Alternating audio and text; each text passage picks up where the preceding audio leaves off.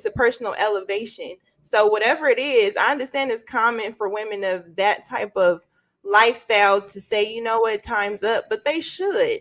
You shouldn't want to be a hoe your whole life. It look a little crazy to be in your 40s, 50s years old, still thinking that you 20 something years old and you can still make immature, dumb, irresponsible choices. The same way a man can't be in the club at a certain age at the bar, hollering at young chicks. You look like you need to go home. So I think at some point you should change your life and be on a straight and narrow, and whatever that looks like. If you want to be a monk, if you want to go somewhere and move to a rock, whatever that looks like for you, I think you should do it. I don't think we should kind of judge somebody where they could be going based on where they've been personally.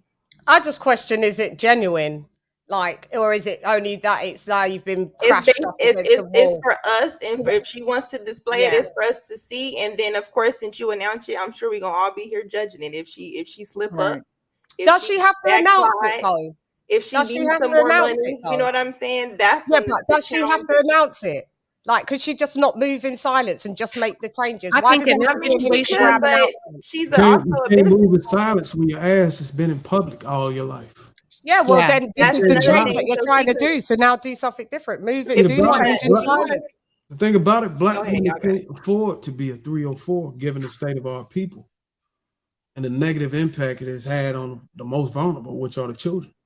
So wouldn't that be a positive thing if one influential host came out and said, I no longer want to do this? Wouldn't that also be something to say, you know what? All the rest of you hoes follow suit and go ahead and change your image and say, hey, I regret this. I don't want to do these things. There's a lot of other women who aren't as popular or her platform ain't as big as hers that are regretting decisions. There should be a lot more of them. Just like there should be a lot of other people who do things negatively, who should start speaking up. They should make, just like you made an ask. That's not what she's doing, though.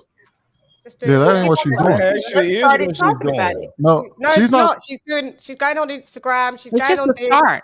It's just a start. Just do it in silence. If Holden, one mic, y'all. One mic. Hang on, can I just say, you did the host stuff out loud. Okay, cool. We get it. I'm with it. So you did the host stuff out loud. How about just doing the change?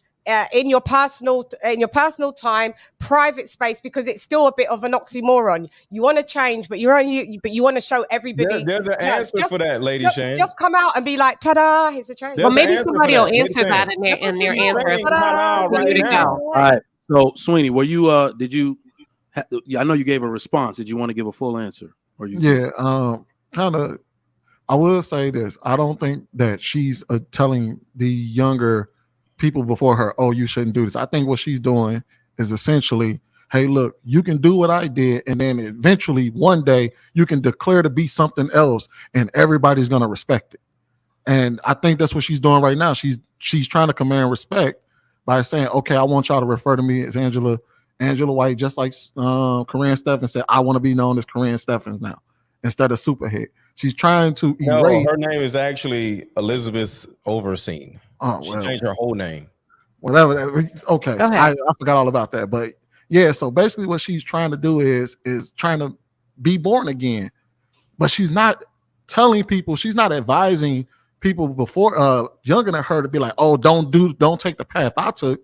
She just was bragging just last year that she made $250 million on OnlyFans. So she's not saying that. What she's saying is that, hey, look, once you're done with that, you can come back out and declare to be something else, and everybody should just be able to deal with it. Just like, you know what I mean? And the reality is that the change is so fast that it doesn't make any sense, but it does perfectly align with the fact that her ass shots stopped working.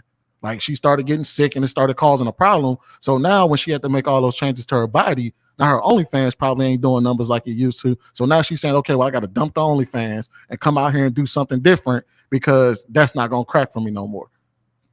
That's an assumption. Most likely. It is an assumption, but it's a safe one. Shouldn't we deal with people's life choices? What should we do with Black China? Rally around. I'm not saying. I'll answer that for you. What you want? Like I said before, congratulations. That don't mean we got to follow it. It is what it is. We just said to give our opinions. The new one that has been ushered in is Lori Harvey. Have you been watching? You still Black China in my book. Mr. Lego, what you At got? least she's natural, but I mean, you know. Fellas, you gotta All right, so you gotta expect women to I support. look at You gotta I'm not support this. I'm not supporting it, Bruiser. You right, gotta expect women to advocate and support that. The same way they supported Bruiser. Bruiser, can you let him go so we can Stop. make it around this merry-go-round? And Lady Shan, who stop too. supported? Stop, Lady Shan. Sorry. Who supported Okay, that? so I look at it this from two sides, two particular sides. So one, once a woman has actually made it to the 70th dick, something happens to them where they just like, yo, this is too much, too many dicks. So subconsciously they say, all right, I'm done, no more dicks. I want to settle down. I want to calm down. That's the first thing. Second thing is, I want to applaud her for doing this, because whether right or wrong, at some point, you got to stop, you know? And I understand what Sweeney said, and it's just like, whatever, you know, these chicks, these hoes and all this other stuff. But at the end of the day, it's a good thing. No matter what you want to say, it's a good thing, you know? So I can't get mad at her regardless of what it is, because I actually agree with Sweeney. Most likely she, and I don't know, but her ass shot started getting her sick. And then all of a sudden she had to get surgery. And you already know, you have gastric bypass surgery or you get all this shit out of your body. Guess what? You flabby now. Your skin is probably just flabby or looking crazy or whatever, or your ass is looking weird because you had to have emergency surgery. We're just, you know, we don't know. But the bottom line is, she probably can't do OnlyFans no more because she probably is embarrassed of her body. But with all that being said, I'm glad something, whether it's the 70 dicks, whether it's the flab and the surgery, or whether it's her finding God, I'm just glad she's making a change because she has kids. Them kids is tired of her looking, their mama looking like a hoe.